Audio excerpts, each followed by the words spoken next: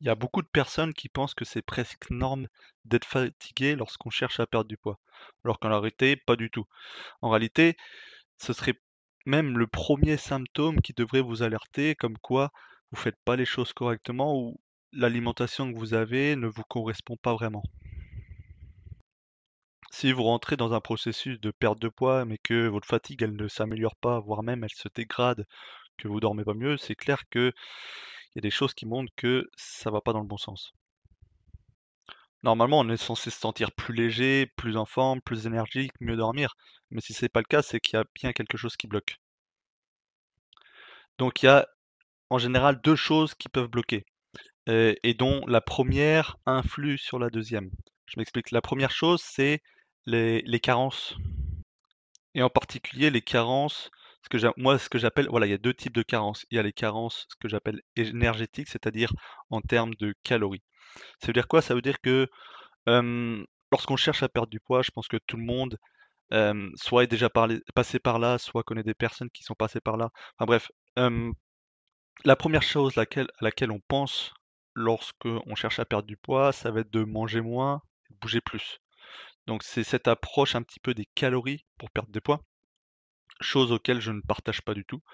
Voilà, donc le but, ça va être de réduire ses calories pour espérer créer un déficit calorique et donc puiser dans ses réserves pour perdre de la graisse.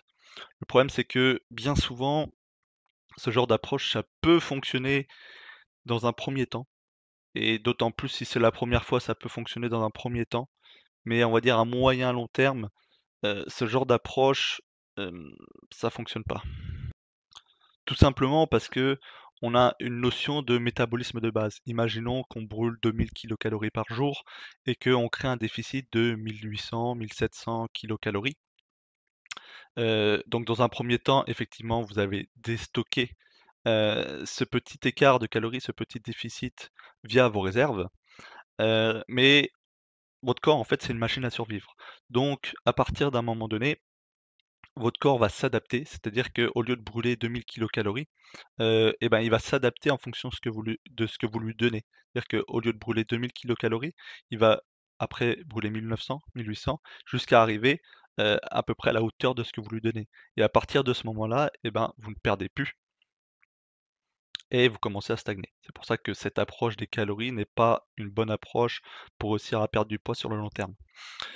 Donc en plus de ça, lorsqu'on réduit ses calories, on mange pas trop gras.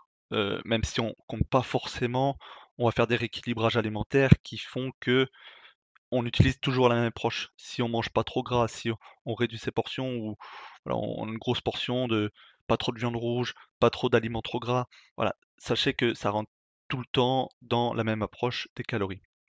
Le problème avec ça, du coup, c'est qu'on réduit son métabolisme de base. Et le symptôme numéro un d'un métabolisme de base qui est ralenti, je vous le donne en mille, c'est la fatigue. En fait, ce qui se passe, c'est que lorsque notre métabolisme ralentit, notre corps rentre, on va dire, en mode survie, et du coup, c'est comme si vous tourniez au ralenti. Donc la production d'énergie va être de moins en moins élevée et du coup, ce qui va mener à la fatigue. Le deuxième type de carence, ce sont les carences nutritionnelles. Bon, bien souvent, l'une va pas sans l'autre. Généralement, c'est un ensemble des 2 carences, qui va faire que vous êtes fatigué. Pareil que pour le 1er type de carence, lorsqu'on réduit ses calories, lorsqu'on réduit ses portions, lorsqu'on réduit, voilà, son apport total, bah, d'aliments sur la journée, forcément, vous allez aussi réduire vos apports en protéines, vos apports en lipides, en matières grasses, vos apports en vitamines, en minéraux.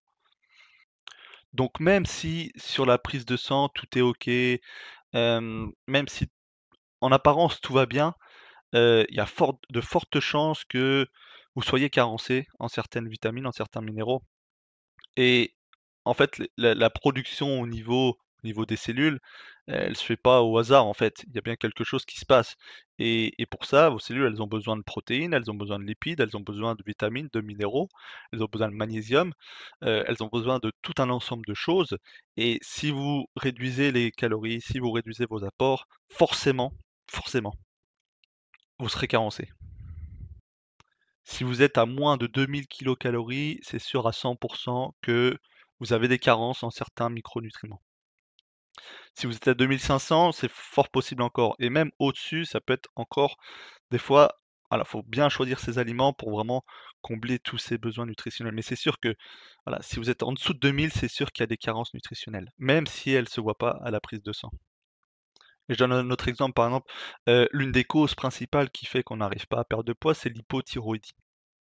Et pour l'hypothyroïdie, on a besoin d'iode, on a besoin de sélénium, on a besoin de zinc, on a besoin de protéines pour, voilà, pour fabriquer toutes nos hormones thyroïdiennes. On a besoin de tout ça et donc c'est pas en réduisant nos apports que ça va pouvoir le faire.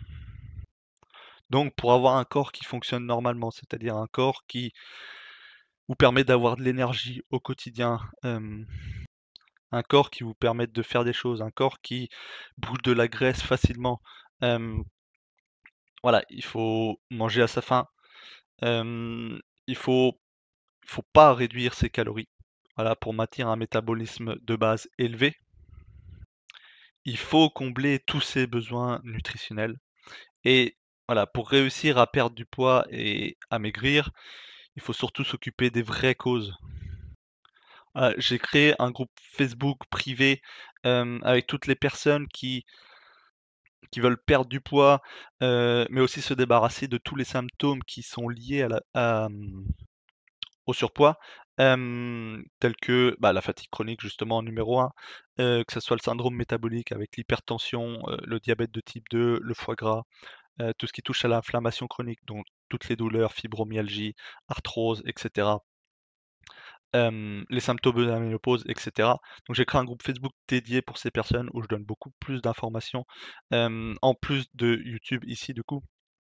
Et j'offre à toutes les personnes qui rentrent dans ce groupe, une masterclass d'entrée du coup, qui vous permettra d'identifier facilement, clairement, rapidement, bah, quelles sont ces vraies causes, qu'est-ce qui vous concerne personnellement et du coup, quelles sont quelles sont les pistes à suivre pour pouvoir agir directement dessus. Voilà, j'ai mis le lien dans la description de la vidéo, surtout n'hésitez pas. Enfin, la deuxième chose qui fait qu'on est fatigué, voilà, c'est le manque de sommeil récupérateur. Je dis bien récupérateur parce que, voilà, quand on est fatigué, c'est facile de dire, c'est parce que tu dors pas assez ou parce que voilà, on dit souvent: «Bah, si tu es fatigué, va dormir». Sauf que c'est bien beau de dormir, si le sommeil n'est pas récupérateur, on aura beau dormir 8 heures, 9 heures, 10 heures, 12 heures par jour, on se réveillera toujours autant fatigué. Voilà, pour récupérer un sommeil vraiment récupérateur, voilà, j'ai mis en place un protocole, que moi-même j'ai appliqué. Aujourd'hui, alors que pendant toute mon enfance, et encore il y a pas si longtemps, c'était compliqué pour moi de me réveiller le matin. J'avais besoin toujours de 3 réveils. Voilà, c'était difficile, j'avais jamais un sommeil vraiment récupérateur. Aujourd'hui, voilà, je m'endors facilement, je me réveille jamais la nuit, ou très rarement. Et je me réveille naturellement sans réveil. Voilà, 6 heures, 6h30, peut-être 7 heures, mais voilà. Donc le protocole pour dormir vraiment, profondément et avoir un sommeil récupérateur, voilà, il y a quelques points à savoir. Hem, donc voilà, 5 minutes, à la lumière naturelle en se levant le matin. Voilà, ça permet de rééquilibrer un petit peu son rythme circadien. C'est pas grand-chose, mais ça a vraiment un bon impact sur la production de mélatonine, sur la production de bah, tout pour, se recaler avec notre, rythme naturel. Hem, voilà, finir de manger au moins 3 heures avant d'aller dormir. Hem, si vous faites forcément un gros repas le soir, terminant à 21:00-22:00, forcément ça va impacter négativement, votre sommeil.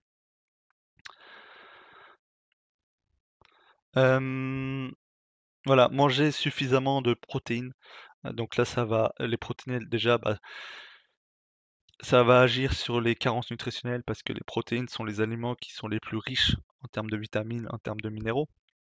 Mais en plus de ça, les protéines, un type de protéine, ça s'appelle le tryptophane C'est un type de protéine qui est précurseur. C'est-à-dire que, c'est grâce à ce type de protéine qu'on va pouvoir synthétiser et produire de la mélatonine. Donc pour dormir, c'est juste essentiel. Je tiens juste à préciser que, voilà, toutes ces choses pour vraiment prendre soin de son sommeil, c'est très bien, mais la priorité, ça reste quand même de combler ces carences et d'agir directement sur les causes. Puisque si vous êtes carencé, bah, pareil, en protéines par exemple, pas assez de tryptophane, mélatonine zéro, derrière vous dormez mal. Donc la priorité numéro 1 avant de faire toutes ces petites choses-là, au niveau du sommeil, ça va être d'agir vraiment là où il faut, c'est-à-dire sur les carences. Porter des lunettes filtrantes, 100 de la lumière bleue le soir. Pareil, en termes de chronobiologie, c'est juste essentiel. La lumière bleue, ça a un impact tellement négatif, sur votre sommeil, voilà, chez les adultes. Si on s'expose, à la lumière bleue, que ça soit sur les écrans, mais aussi, via les ampoules LED émettent de la lumière bleue, bah, c'est 90 de la mélatonine en moins. 90.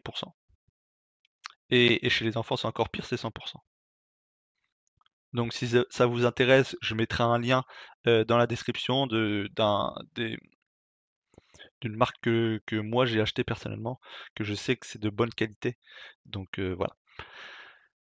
Après des petits conseils aussi pratiques, voilà, une chambre fraîche, en dessous de 19 idéalement, voilà 16, 17, 18 degrés. Pareil, sombre, aucune lumière dans la pièce et si possible quand même sans téléphone, à côté du lit. Et enfin dernière chose, voilà, c'est d'éviter le café après 13 heures. La caféine va stimuler et empêcher, bah, de bien dormir. Donc voilà, donc si, vous voulez vraiment vous occuper des causes du surpoids, que vous voulez perdre du poids, mais vraiment en agissant à la racine du problème et pas partir dans tous les sens à réduire les calories, à manger de moins en moins, en faisant du jeûne intermittent, en prenant des compléments alimentaires. Voilà, il y a mon lien, du groupe Facebook où voilà, je partage beaucoup de valeurs, beaucoup d'informations qui pourront vous aider. Voilà, je vous attends dans le groupe et je vous dis à bientôt pour une nouvelle vidéo.